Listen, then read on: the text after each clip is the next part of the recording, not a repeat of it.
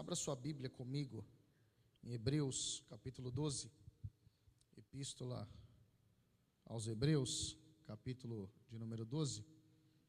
Quero louvar a Deus pela vida de cada um dos nossos irmãos que aqui está, agradecer a oportunidade de estarmos juntos mais uma vez, louvando a Deus. Gosto de pregar em Mongaguá, fico perto da família, oramos uma oportunidade que temos de estarmos juntos. Amém? Louvo a Deus pela vida do pastor Adão, pelo convite, pastora Ruth.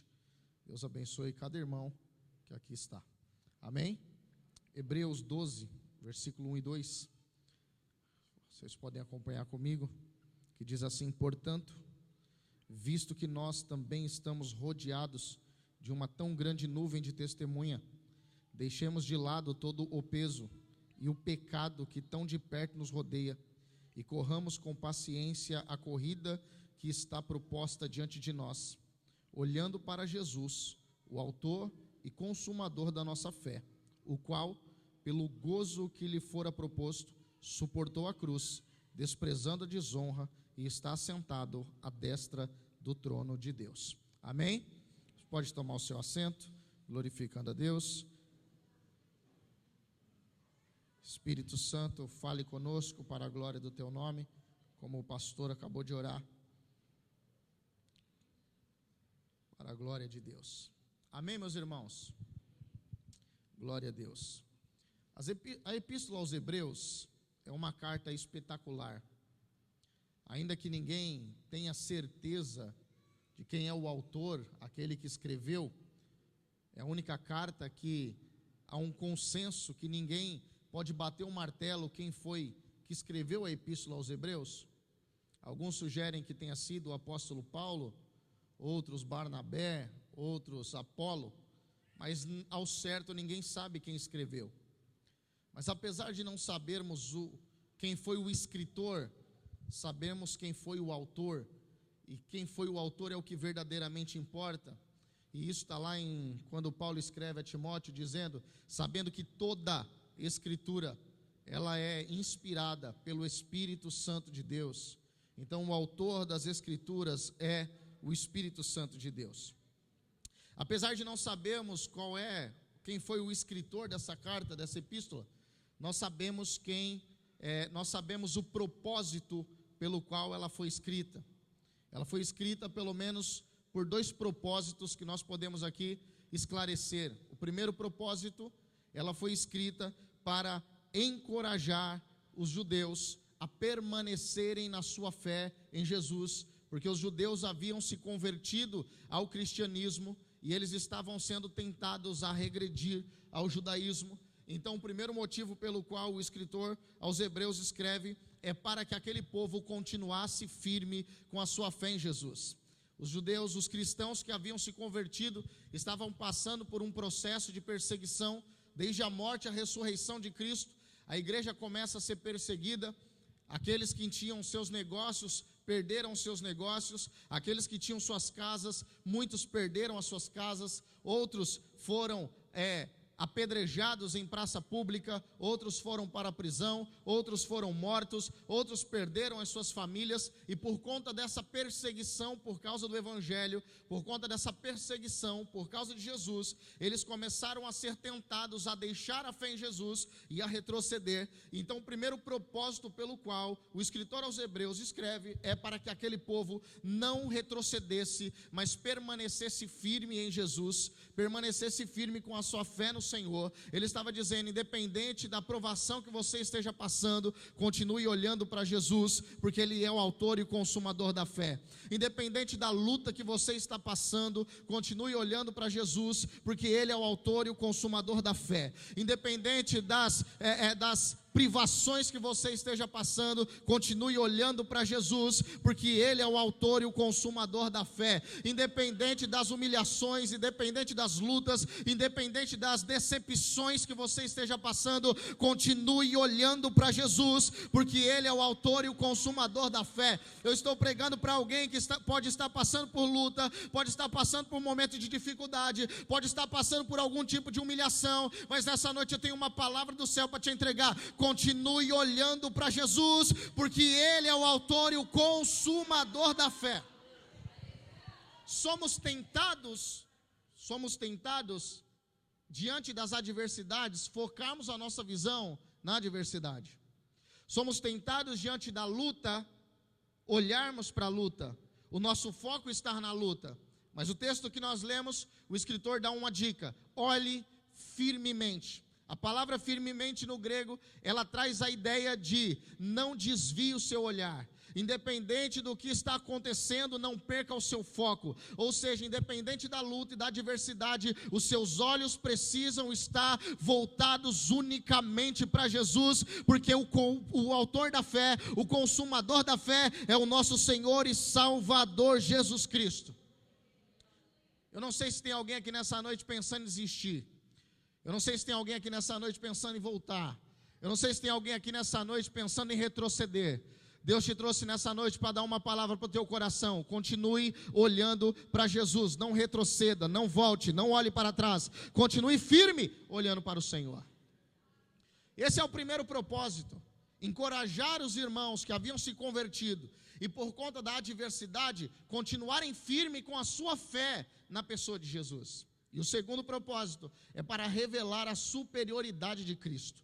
O autor aos Hebreus, ele tem o propósito de revelar a grandiosidade de Jesus. Jesus, ele não é só um personagem histórico. Jesus é o autor e o consumador da fé.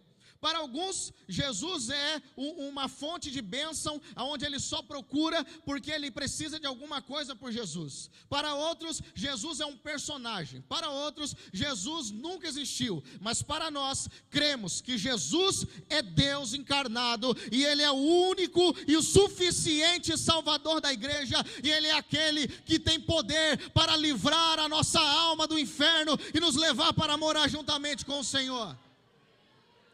O propósito do escritor aos Hebreus é revelar a superioridade de Jesus. Ele começa dizendo, no capítulo 1, no versículo 1, havendo Deus falado muitas vezes e diversas maneiras aos pais pelos profetas, nos últimos dias tem nos falado pelo Filho. Jesus Cristo, Ele é superior, e Ele começa a tratar desde o capítulo 1, a superioridade de Jesus. Eu gosto quando Paulo escreve para os Filipenses, capítulo 2, do 9 ao 11, dizendo: pelo que Deus também o exaltou soberanamente, lhe deu um nome que está acima de todo nome, para que ao nome de Jesus se dobre todo o joelho. Paulo não está dizendo alguns joelhos, Paulo não está dizendo um ou outro joelho, ele está dizendo que ao nome de Jesus se dobre todo o joelho das coisas nos céus, da terra e debaixo da terra, e para que toda língua confesse que Jesus Cristo é o Senhor, para a glória de Deus o Pai. Aleluia! Eu quero, meu irmão, dizer nessa noite: Jesus Cristo é o nosso Senhor. Aleluia! Louvado seja o nome do Senhor. O escritor aos Hebreus começa dizendo: Cristo é superior aos profetas. Jesus é superior aos profetas. Há anos passados, tudo indica que essa carta foi escrita 70 depois de Cristo. 2000 anos aproximadamente atrás ela foi escrita. E eu quero te dizer, essas palavras continuam valendo. Jesus é superior aos profetas. Hoje nós damos muita valia para aquilo que homens dizem, se colocando como profetas de Deus. Hoje nós mudamos cursos da nossa vida muitas vezes, baseado na palavra de que alguém colocou na nossa vida, porque ele se diz um profeta de Deus. Mas eu quero te dizer, quem guia a nossa vida, quem direciona a nossa vida, o GPS da nossa vida é o Senhor Jesus. Por quê? Porque Jesus é superior aos profetas. Nós precisamos ter no nosso coração algo muito importante: Jesus Cristo é o Senhor da igreja. Quem me direciona? Jesus. Quem deve te direcionar? Deve ser Jesus também. Quem nos conduz? Jesus. Quem conduz a sua família? Jesus. Precisa continuar desse jeito. Quantas pessoas em nome de profeta e profecia não perderam famílias?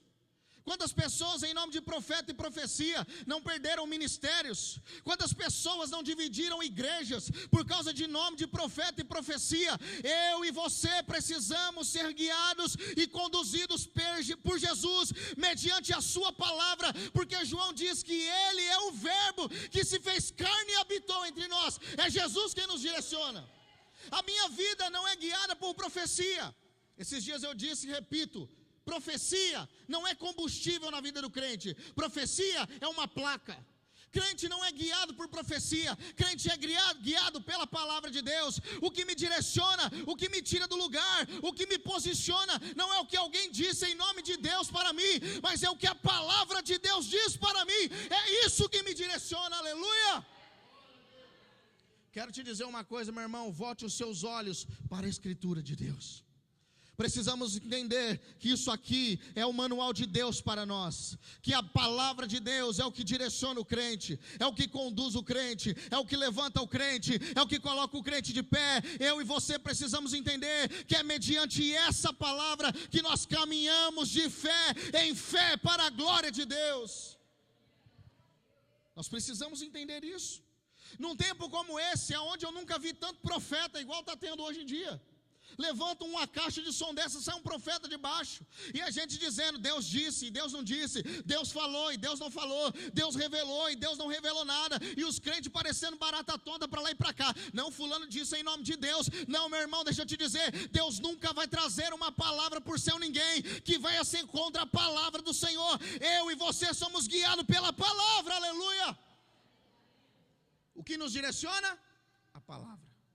O que nos conduz? A palavra. Um dia chegou um rapaz para mim e falou assim: pastor, eu estou aqui na igreja. Eu falei: eu pastoreava a Peniel de Agenor. E o rapaz chegou para mim e falou: pastor, eu estou aqui porque Deus falou para mim, usou um irmão em profecia para falar que a minha esposa está aqui. E o primeiro dia eu falei: é mesmo, irmão? Tá bom. Ele não feliz, no outro dia falou: pastor, lembra que eu te disse da profecia? Eu falei: eu tive um sonho essa noite, e eu vi a minha esposa. Ele começou a descrever uma irmã lá da igreja, mas eu não vi o rosto. Eu falei: nossa, que conveniente isso. Aí nesse dia eu acho que eu acordei não tão humorado assim. Falei: deixa eu te falar uma coisa, não existe profecia para casamento. Você não se casa por profecia, e também não se perde família por causa de profecia. Esse é de Deus, esse não é de Deus. Deus não arruma marido e mulher para ninguém. Deus pode confirmar, mas eu quero te dizer: não é porque tem cara de Deus que é de Deus. Eu e você precisamos entender que o que nos mantém de pé é o que Deus disse. A minha família e a sua família precisa permanecer de pé diante da palavra. Pessoas acabando com famílias e relacionamentos por causa de profecia. Não. Não existe isso, não. Ah, não, mas eu senti de Deus em te falar. Está de acordo com as escrituras? Não. Fica sentindo só para você. Porque eu já vi família ser destruída porque recebeu profecia dizendo com quem ou não se deve casar. E eu quero te dizer uma coisa: Deus não acaba com família. O Senhor não acaba com família, o Senhor restaura a família. Eu não sei para quem que essa palavra está sendo direcionada, mas eu quero te dizer uma coisa: Deus não acaba com família não, Deus restaura ela. O Senhor é restaurador. Jesus é superior a profetas. Seja direcionado por profetas não, seja direcionado pela palavra de Deus. É porque uma vez eu desviei, eu estou querendo sair. Por quê? Porque o profeta disse que ia acontecer e não aconteceu. Porque o profeta disse que ia acontecer e nada aconteceu. Porque disse que Deus ia fazer e Deus não fez. Porque disse que ia viver e morreu. Porque disse que era e de repente não foi. Eu não sou direcionado por isso, eu sou direcionado pela palavra. Eu ando pela palavra. Cristo é superior aos profetas, mas Cristo também é superior aos anjos. Aonde está a sua expectativa? Nós precisamos voltar a resgatar a fé genuína da igreja. Porque Jesus, ele prometeu que quando tivesse 2 ou 3 reunidos em seu nome, ele estaria presente. E hoje a gente fala: Jesus está aqui, ninguém crê. Mas se a gente falar: estou vendo um anjo andando, o pessoal começa a ficar enlouquecido com o anjo. Eu vi um anjo entrando na porta, os irmãos começam a tentar catar até a asa do anjo. E às vezes não está vendo nada. O Senhor não prometeu que ia ter anjo em todo o culto, mas Ele prometeu que eu e você Se estivéssemos reunidos, o nome dele, ele estaria presente. E por que às vezes nós colocamos a nossa expectativa em anjos, colocamos as nossas expectativas em homens, e não colocamos a nossa expectativa na pessoa bendita de Jesus Cristo, ao qual ele é superior aos anjos? Cristo é superior a Moisés e Arão, Hebreus 1 diz. Moisés e Arão foram os maiores líderes que existiu no judaísmo. Moisés e Arão eram o ícone daquele povo. Todo mundo estava focado em Moisés e Arão, e esse é um dos motivos pelo qual Satanás até briga pelo corpo de Moisés, mas esse é assunto para outro dia. Mas a Bíblia está dizendo que Jesus é superior também a Moisés e Arão. Foram as maiores lideranças que existiram lá, sim, mas Cristo é superior a eles. E aonde está o nosso coração? Precisa estar voltado unicamente para Jesus. Quando nós chegamos no capítulo 12, que foi o texto que nós lemos, a Bíblia usa uma corrida olímpica muito comum em Roma e na Grécia, como pano de fundo para explicar a corrida da fé. Ele começa dizendo que nós também estamos cercados de uma tão grande nuvem de testemunhas. Que testemunhas são essas?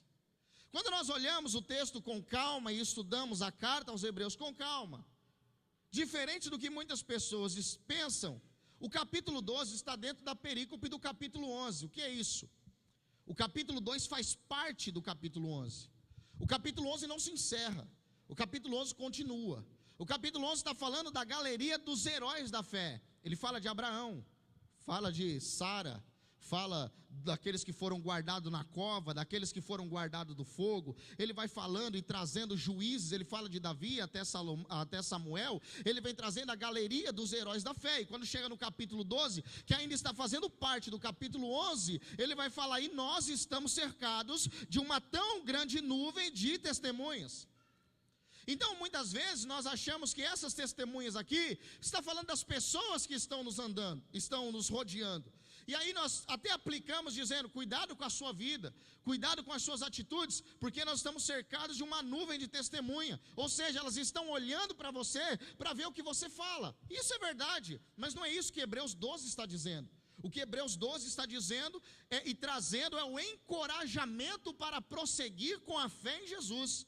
E quando ele diz que estamos cercados de uma tão grande nuvem de testemunha, não está falando das pessoas que estão nos rodeando, mas está falando daqueles heróis da fé que venceram no passado. Então ele começa dizendo: olha, não se esqueça que aqueles homens servem de testemunho para nós. Abraão, Moisés, Isaque, Jacó, Davi, os juízes, esses homens foram e são para nós são as testemunhas, aonde Deus está dando testemunho de homens que venceram baseado na fé.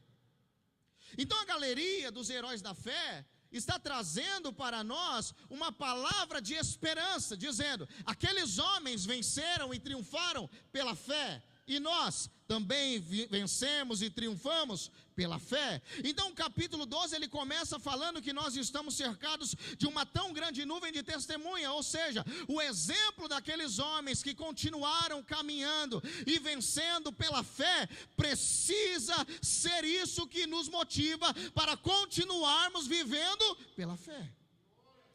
Agora eu te pergunto, para quem que você tem olhado? Por que a gente olha o erro dos outros e a gente quer parar? Por que a gente olha o erro do homem e a gente quer retroceder? Por que a gente olha o erro de líderes espirituais e a gente quer abandonar Jesus porque o líder espiritual errou? Quando na verdade Deus está falando em Hebreus capítulo 12 que nós precisamos estar atentos à galeria dos heróis da fé, porque eles são testemunhas que venceram pela fé. Nós estamos perdendo de viver coisas extraordinárias em Deus, porque nós estamos focando no lugar errado. Porque nós estamos depositando a nossa confiança e o prosseguir da nossa fé baseado em pessoas falíveis como nós. Nós precisamos estar atento àqueles que venceram pela fé. Porque o Abraão que obedeceu, ele não obedeceu porque ele era bom, ele obedeceu pela fé, segundo Hebreus 11. Porque Sara, que viveu um milagre, tendo um filho dentro da sua velhice, não aconteceu isso porque ela passou num médico especialista, mas ela viveu esse milagre por causa da fé. Daniel foi para a cova dos leões, e os leões com fome não mastigaram ele, não é porque Daniel era um cara extraordinário, é porque Daniel vivia pela fé. Sadraque, Mesaque e Abidnego, ou podemos trazer o nome deles aqui, o verdadeiro nome, Ananias, Misael e Azarias, eles não foram destruídos pelo fogo na fornalha ardente, não é porque eles eram homens especiais, é porque eles caminharam pela fé. E o que eu quero dizer é que nós também estamos dentro de uma corrida pela fé, e precisamos continuar caminhando pela fé. Então eu obedeço pela fé, eu louvo pela fé, eu caminho pela fé, eu congrego pela fé, eu sou fiel pela fé, eu obedeço pela fé. Nós precisamos continuar na fé, aleluia. Então é a fé, precisamos viver pela fé, precisamos caminhar pela fé, precisamos prosseguir pela fé, porque nós estamos cercados de uma nuvem de testemunho.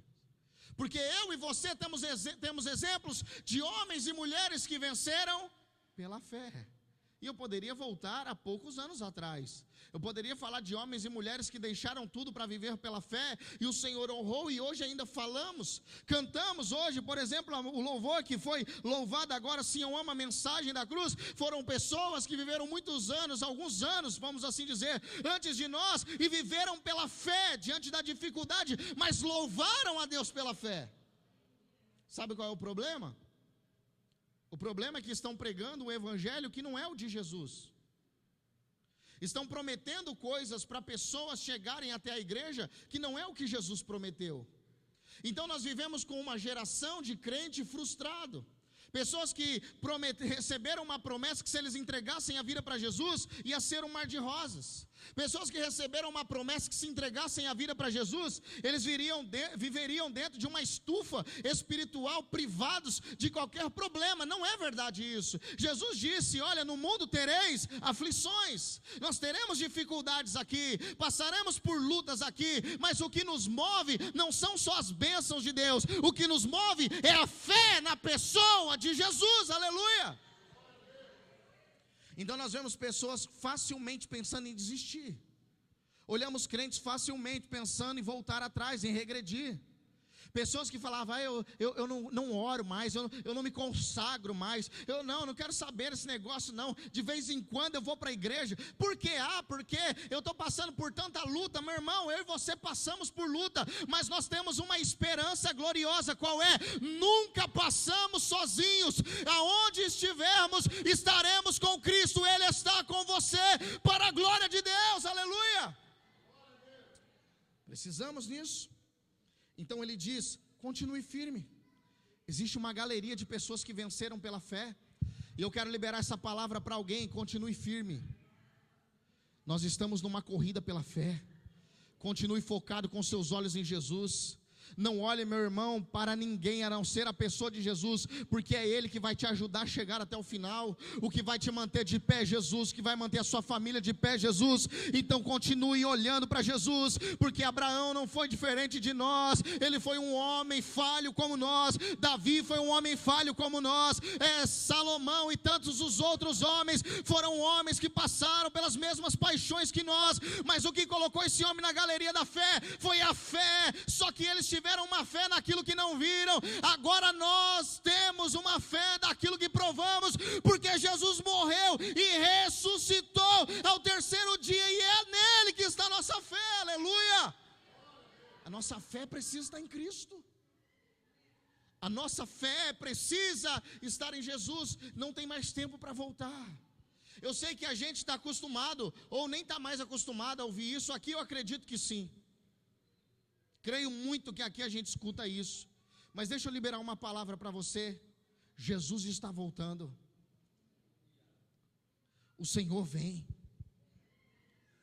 a igreja há de ser arrebatada, e eu quero que você entenda isso, para que nós entremos aqui no outro ponto, onde eu quero, que é a promessa que ele diz no texto que lemos: deixando todo o peso e pecado que tem nos assolado. Vou repetir: deixando todo o peso e pecado que tão de perto tem nos assediado. Ainda que essas palavras pareçam estar apontando para a mesma coisa, não está. Ele usa duas palavras que nós precisamos deixar. Primeiro, o peso. Segundo, o pecado. Nem sempre o peso está associado ao pecado, mas pode ser que esse peso esteja atrapalhando a sua caminhada na fé. Vou repetir isso aqui. Nem sempre o peso é um pecado, mas pode estar atrapalhando a sua caminhada na fé. É possível nós estarmos numa corrida da fé. Nós estamos, sim. Caminhando nessa corrida, sim. E quando nós observamos uma Olimpíada, por exemplo, nós vamos observar com muita facilidade roupa apropriada para aquilo, tênis apropriado para aquilo, porque qualquer coisa que seja um peso que dificulte, eles não vão usar, eles não vão correr de sapato como eu estou. Eles não vão colocar um blazer como esse que eu estou usando. Por quê? Porque não dá para correr, isso é peso para quem corre. E o autor está dizendo: deixem todo o peso e pecado que rodeia vocês, porque vocês estão em uma corrida.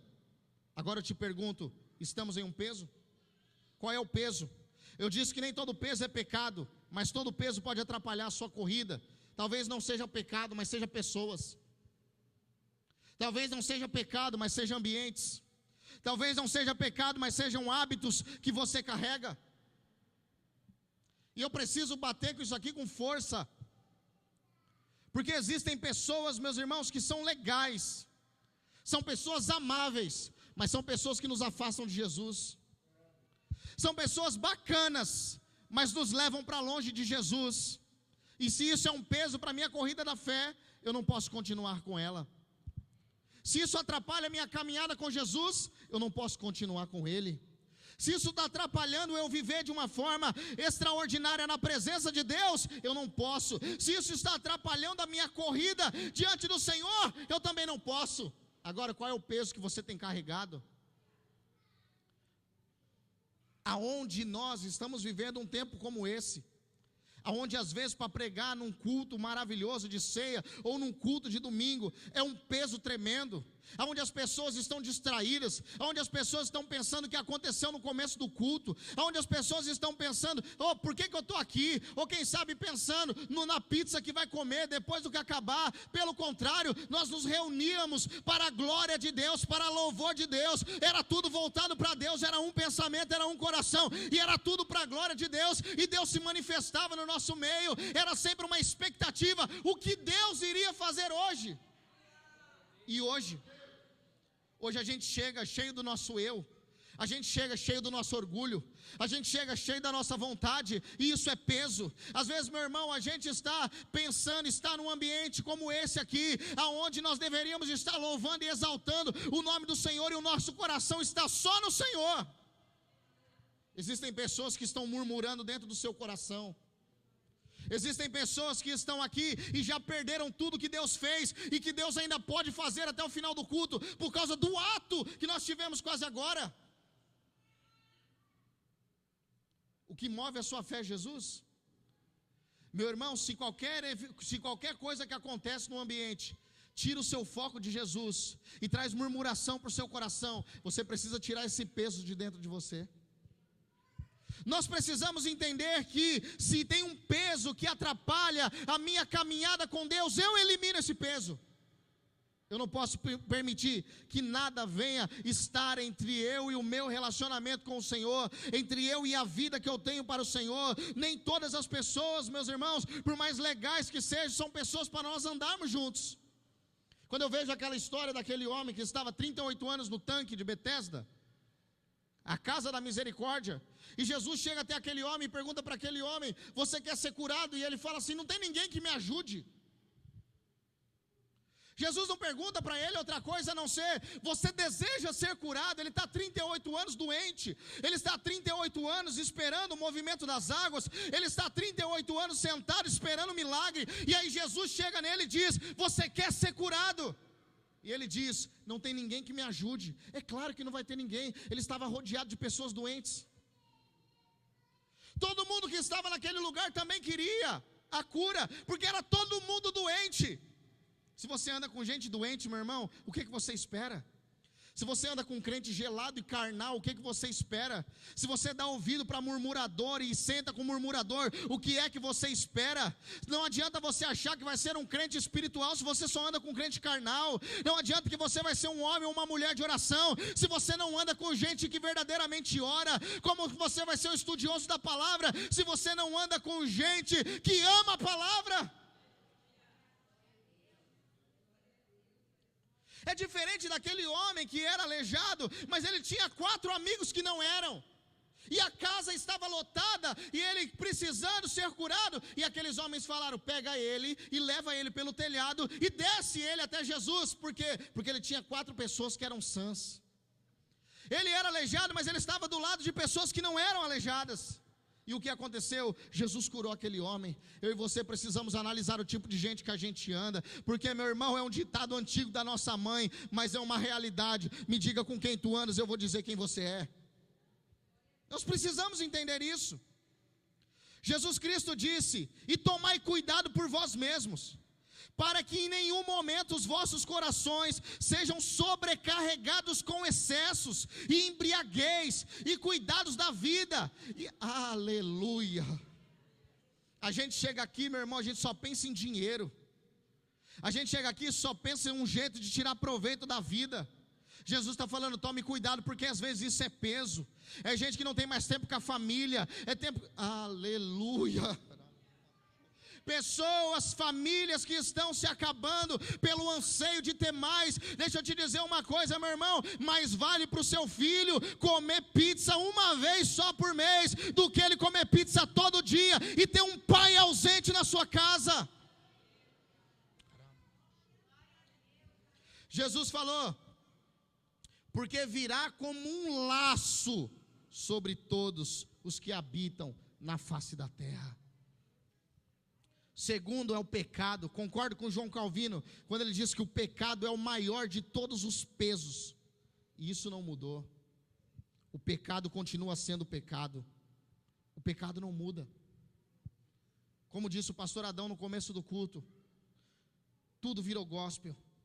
É balada gospel, carnaval gospel, samba gospel, tem tudo gospel.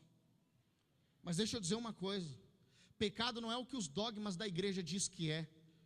Pecado não é aquilo que criou na cabeça de um homem ou de uma mulher que é ou não. Pecado é aquilo que nos desvia do Senhor. É tudo aquilo que está nas Escrituras. E se a Bíblia diz que é errado, vai continuar sendo errado. Pode se levantar grupos, pode se levantar opiniões, mas nada vai mudar a palavra de Deus, porque Jesus disse que vai passar céus e terra, mas a palavra não passa. A palavra continua a mesma. A igreja precisa viver em santidade, como diz o salmista: a santidade convém à sua casa. Ó Senhor, o que é santidade? É separação. Precisamos voltar a ser diferentes, aleluia. Vivemos um tempo onde muitas autoridades não respeitam mais a igreja. Vivemos um tempo onde muitas autoridades não têm mais respeito pela igreja. Eu sou de um tempo que você podia andar a hora que fosse, se o pessoal, o bandido, visse você com a Bíblia, não tocava em você, porque falava: é crente. Todo mundo respeitava a igreja, porque olhavam para a igreja e viam um povo diferente. Via um povo que mesmo diante das dificuldades estava louvando a Deus. Via um povo que não era um povo que vivia falando mal dos outros. Via um povo que não era um povo fofoqueiro que arrumava confusão. Olhava para a igreja e via um povo diferente. Mas daí a gente começou a ficar igual a todo mundo. A gente não precisa ser igual ao mundo para ganhar o mundo, meu irmão. O que vai trazer a diferença é uma igreja santificada na presença de Jesus, aleluia. Colossenses 3,8 diz: mas agora, não é depois, mas agora despojai-vos também de tudo: da ira, da cólera, da malícia, da blasfêmia, da comunicação obscena da vossa boca. O que sai da sua boca? Paulo escreve, se não me engano, aos Efésios, dizendo: toda palavra torpe precisa ser tirada da nossa boca. Sabe o que é a palavra torpe no grego? Traz a conotação de um fruto estragado. A minha pergunta é: aquilo que você fala adoece pessoas, ou aquilo que você fala alimenta pessoas? Vou correr aqui por causa do horário. Olhando para Jesus, autor e consumador da fé. O maior exemplo que nós temos é Jesus. Não existe ninguém mais importante do que Jesus. Não existe um exemplo maior do que a pessoa bendita de Jesus Cristo. É Ele que move a igreja, é Ele que conduz a igreja, é Ele que mantém a igreja de pé. Por que Jesus é o maior exemplo que nós temos? Porque Jesus suportou toda a vergonha. Jesus suportou os seus opositores, Jesus suportou a humilhação, Jesus suportou o sofrimento, Jesus suportou o abandono, Jesus suportou o desprezo. Ele continuou sendo quem Ele era, firme naquilo que o Pai o chamou para ser. E por isso, Jesus venceu os obstáculos, derrotou Satanás, triunfou sobre a morte e reina pelos séculos dos séculos. Jesus é adorado sobre a igreja. Ele é o bom pastor das igrejas. Jesus é o bom pastor. Jesus é a porta das ovelhas. Jesus é o alfa e o ômega. Jesus é o princípio e o fim. Jesus é a brilhante estrela da manhã. Jesus é o caminho. Jesus é a verdade. Jesus é a vida. Ele é a videira verdadeira. Ele é o autor e o consumador da fé. Ele é o pão da vida. Jesus é a luz do mundo. Jesus é a ressurreição e a vida. E ninguém vai até Deus se não for por Jesus. Seu dinheiro não te leva até Deus. Sua fama não te leva até Deus. Só quem te leva até Deus é Jesus. Jesus não é um caminho, Jesus é o caminho, artigo definido. Não existe outro caminho, não existe atalho. Para chegar até Deus é somente por Jesus Cristo, porque Ele é o único caminho que nos leva até Deus. Ele é o Senhor da igreja. Os nossos olhos precisam estar voltados nele, porque Ele é o autor e o consumador da fé. Jesus continuou firme até o final e suportou a cruz e venceu a cruz. Jesus olhou lá na cruz e disse: Tetelestai, está consumado. O sacrifício foi aceito. Recebemos perdão de Deus por meio de Jesus. Eu quero trazer uma notícia poderosa para você. Mais importante do que eu entregar a chave aqui, mais importante do que você receber bênção, é você saber que o seu nome está escrito no livro da vida. Eu quero te dizer que não existe nada mais grandioso do que a salvação na pessoa de Jesus. Nós precisamos voltar a trazer à memória o que é verdadeiramente recordar num culto de ceia. O que é? Pobre, cego, miserável e nu, pecador, sem direito nenhum, mas que foram comprados pelo sangue de um cordeiro sem mácula. Jesus morreu pelos meus e pelos seus pecados, e hoje vive para todos sempre, aleluia, e em breve vai buscar a sua noiva, que é a igreja. Olhe para Jesus, porque Jesus é o autor e consumador da fé. Olhe para Ele. Não olhe para os problemas, não olhe para as adversidades, não olhe para as lutas que você passa, meu irmão, não olhe para as perdas que você teve, não, olhe para Jesus. Nada e nada, absolutamente nada do que venhamos sofrer e passar aqui há de se comparar com a glória que há de ser revelada. Aquilo que o olho não viu, aquilo que o ouvido não ouviu, aquilo que nem subiu ao coração do homem, é o que Deus tem preparado para aqueles que o temem, aleluia. Precisamos voltar a ser crentes espirituais, aleluia. Olha para Jesus, não aquele Jesus pregado numa cruz, não, com seus olhos ensanguentados, com semblante de dor, não é esse Cristo. Não olhe para aquele Jesus cabisbaixo, com cara de quem perdeu a batalha, não. Não é o INRI. Olhe para Jesus de Apocalipse, que os seus olhos são como chamas de fogo, os seus pés como latão que reluz.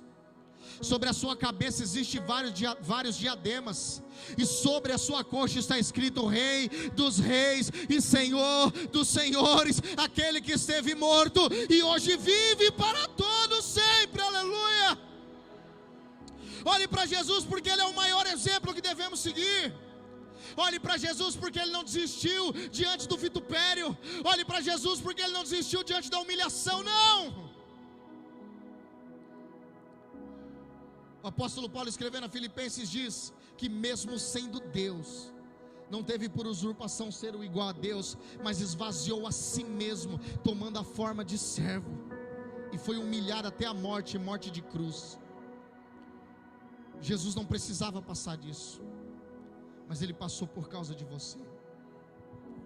Então não é possível que você queira desistir da fé em Jesus porque alguém pisou no seu sapato.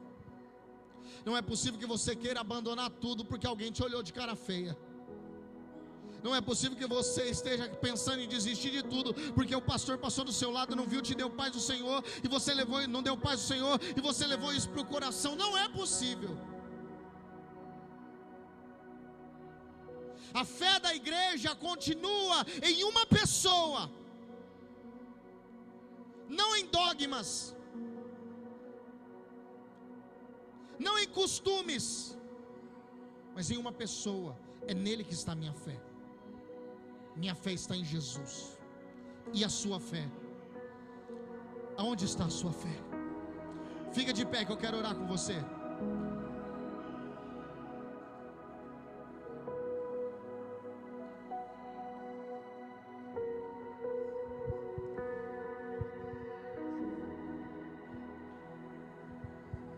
Eterno Deus, visita os corações.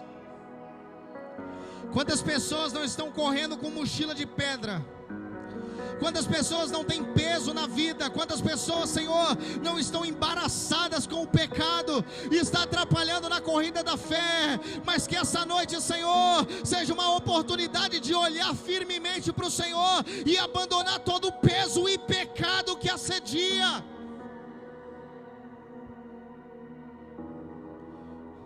Pessoas se perdendo princípios,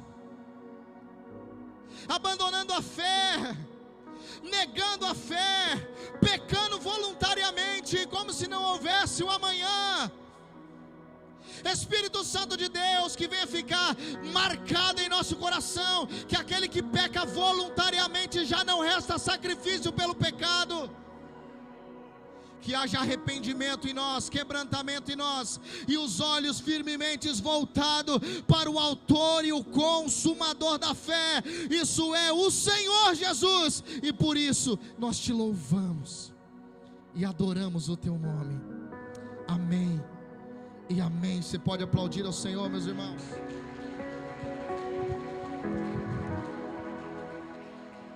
Glória a Deus.